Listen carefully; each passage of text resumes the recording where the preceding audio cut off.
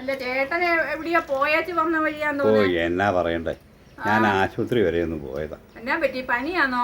ആർക്ക്? അല്ല ഇപ്പം എല്ലായിടത്തും പനിയുണ്ടല്ലോ. അതൊരു കഥയാ. എന്ത് കഥ? ഞാൻ പിള്ളേരെ മെമ്പറത്തിനെല്ലാം ആശുപത്രി കൊണ്ടുപോയി ഗ്ലൂക്കോസ് കയറ്റാൻ വേണ്ടി ഇരിക്കുക. ചുമ്മാ ഗ്ലൂക്കോസ് കയറ്റാനല്ല, ആ ഗോവിന്ദച്ചാമി ഇല്ലേ ഒരു ആള്, ജയില് ചാടി ചെന്നപ്പോ എല്ലാരും പേടിച്ച് വിറച്ച് ഇരിക്കായിരുന്നു. അപ്പൊ ഞാൻ സൂക്ഷിക്കണം എന്നൊക്കെ പോലീസ് അറിയിപ്പുണ്ടായിരുന്നു. അപ്പൊ ഞാനെന്ത് ചെയ്തെന്ന് വെച്ചാല് എൻ്റെ മെമ്പറത്തിനും പിള്ളേരെ എല്ലാം കൂടെ റൂമിൽ കയറ്റിയിട്ട് അടച്ചു പൂട്ടി താക്കോലും കൊണ്ട് ഒറ്റ പോക്ക് പോയി വെളിയിലോട്ട് വിവരമൊക്കെ അറിയാൻ വേണ്ടിയിട്ടേ. വെളിയിൽ പോയിട്ട് ഞാൻ വന്നത് വൈകുന്നേരം എപ്പോഴാണ്. അതുങ്ങൾ എന്ത് ചെയ്തു, ഞാൻ വന്ന് പെട്ടെന്ന് പിന്നെ എനിക്ക് തോന്നി അയ്യോ വീട്ടിൽ അവരെ റൂമിലിട്ട് അടച്ചേക്കാണല്ലോ, ഞാൻ പോയി നോക്കട്ടെ എന്ന് ഓർത്തുകൊണ്ട് ഞാൻ ഊട്ടി വന്ന് തുറന്നപ്പം വേറെ ബോധം കിട്ടി കിടക്കുന്ന ഒരാൾ, വെള്ളമില്ല ഒന്നുമില്ലാതെ.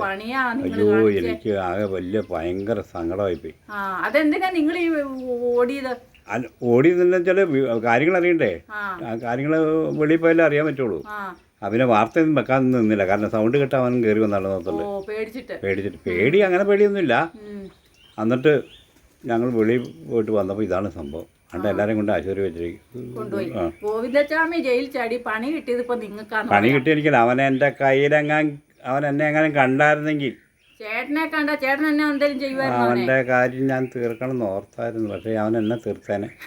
അത് വെറുതെ ചേട്ടൻ അവനെ തീർക്കില്ല. അവൻ എന്നെ കാണാതിരിക്കാൻ വേണ്ടി ഞാൻ പോയത്. മാത്രമല്ല ഒരു സത്യം ഞാൻ പറയാം, ഈ വീട്ടിൽ വന്ന് എല്ലാവരും റൂമിൽ കയറ്റിയിട്ട് എന്നെ കണ്ട അവൻ തല്ലില്ലോ എന്ന് ഓർത്തിട്ട് ഞാൻ പേടിച്ചിട്ട് പോയ സത്യം വീട്ടുകാരറിഞ്ഞില്ല. അതുകൊണ്ട് ഞാൻ വൈകുന്നേരം വന്നതാ.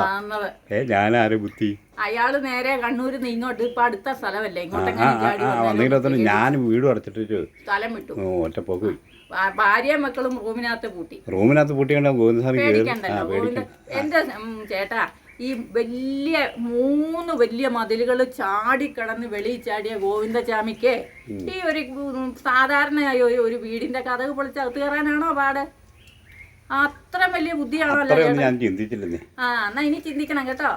അങ്ങേര് 3 മതില് പൊങ്ങിച്ചാടി, ഈ കരണ്ട് കമ്പിയും കെട്ടിയിരുന്ന മതിലും ചാടി അപ്പുറം കടന്ന് പോയത്.